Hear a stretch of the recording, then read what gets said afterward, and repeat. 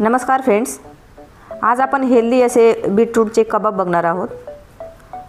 अगदी healthy recipe आहे। मुलांच्या टिफिनसाठी किंवा सकाळी नाश्त्यासाठी खूप छान प्रकार आहे। तर चला आपण वेळ वाया न घालवता रेसिपीला सुरुवात करूया। तर मी बीट घेतले। बीट आपण साल काढून घेणार आहोत। आपल्या बीटांची 2 बीट घेतले मी। हे पाशी सगळे साल काढून घेते। साल एकदम इझी निघले जाते।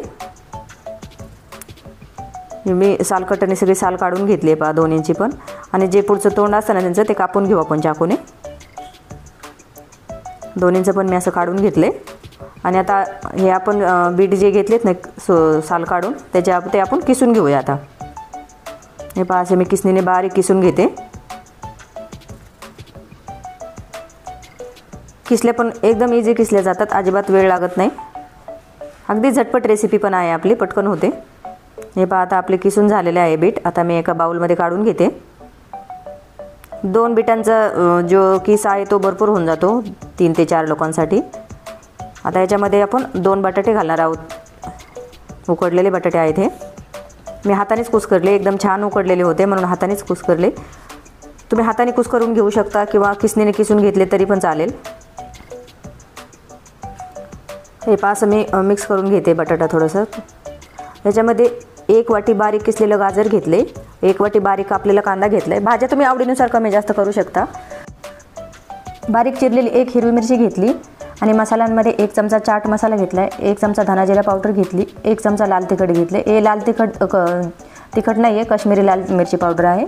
याच्यामध्ये अर्धा लिंबाचा रस घातलाय, अद्रक लसूण घातली 1 चमचा, आणि कोथिंबीर घातली 1 वाटी। आता आपण याच्यामध्ये ब्रेड क्रम्स घालून घेऊया 1 वाटी, आणि आता हे व्यवस्थित मिक्स करून घेते मी हाताने। याचा खूप छान गोळा बनला जातो। आपल्याला गोळा बनत नाही तोपर्यंत व्यवस्थित मिक्स करून घ्यायचे आपल्याला पीठ। एकदम असा गोळा घट्ट गोळा मरून घ्यायचा आपल्याला। याचा खूप छान गोळा बनला जातो। हे पहा खालीवरती मी व्यवस्थित मळून घेते। हाताने एकदम व्यवस्थित हे पहा असा गोळा बनवून झाला आहे आपला। आता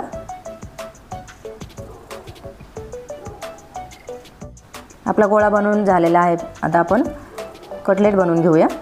तर मी असा छोटा गोळा घेतला, 1 लिंबा एवढा गोळा घेतला आहे। तो हातावरती थोडासा दाबून घ्यायचा असा।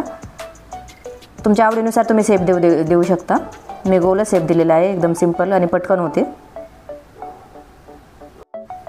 हे बघा असं नॉर्मल दाबून घ्यायचं हातावरती। आणि आता हा जो आपला कटलेट तयार झाला आहे ते आपण ब्रेड क्रम्समध्ये घोळून घेऊया। ब्रेड क्रम्समध्ये घोळू शकता, किंवा रवा आवडत असेल तुम्हाला वरतून लावायला तर रव्यामध्ये घोळवला तरी पण छान होतो।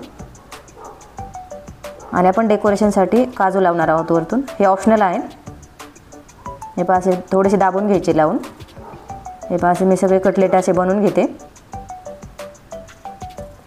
एकदम पटकन होतात। इझी रेसिपी आहे, हेल्दी रेसिपी आहे, पटकन होते। हे पहा असे आपले कटलेट मी तयार करून घेतलेले आहेत।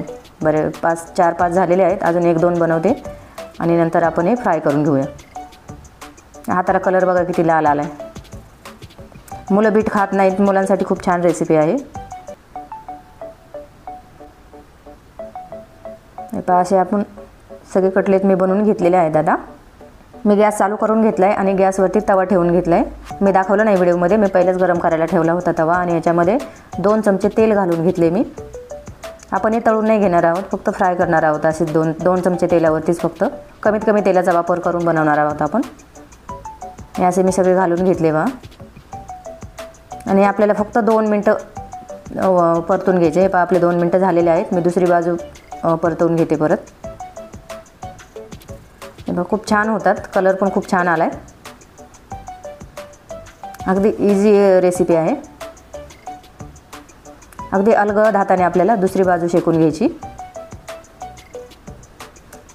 हे थोडंसं हळू करायचं, कारण हे कटलेट जे आहे ते फुटू पण शकतात त्याच्यामुळे। आता आपण इकडची दुसरी बाजू जी आहे ती पण आपण फक्त 2 मिनटं फ्राय करून घेणार आहोत। हे बघा अजिबात तेल पण लागत नाही, काही नाही, पटकन होतात आपली। हे बघा दुसरी बाजू पण फ्राय करून झाली, मी तुम्हाला दाखवते। मग कलर किती सुंदर आला याला। सगळे मी एकदा उलटे करून घेते।